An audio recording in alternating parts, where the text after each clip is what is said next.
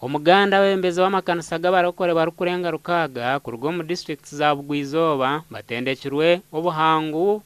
bwo kukoresa kurwanisa obworo omubikiriza abo barukwebembera. Okutendeka oku kutebekanisibwa Pastor Ezra Mugisha omwebembezi wa Purification Family Altar Ministries International omuri Kabura lya Ntonde district. Ntegereze ngo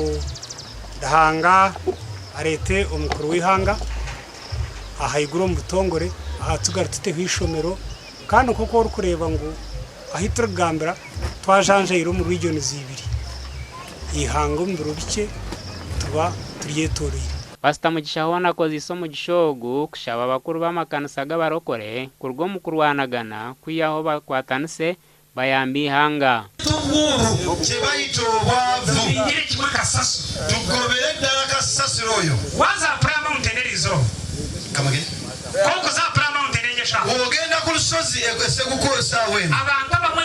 taine kindi kimutera prama munte teri abamwe abali ku lusozi teri kibatadde ku lusozi kirala kyonna aliyo naronde na shabara hanga ngo amugire mbaza mu icyo kuri uwa aliya wakabiri akatonda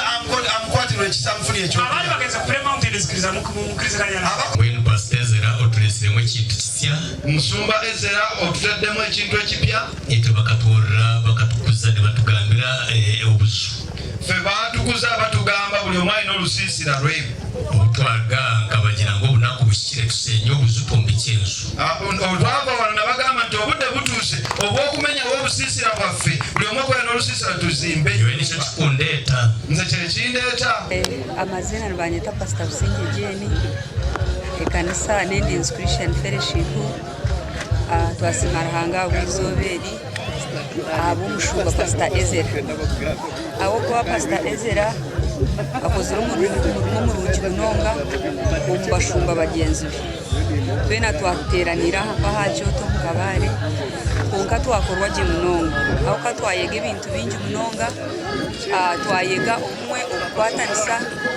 tukatwara umurimo gwa Kristo nation. Abetabiro mu mushomogu babeno bargo mu districts ziri kurenga 20 kurgo muri Burengero Izoba. Abwa TV West Ndabdul Karim Sengendo na Abraham Muganzi.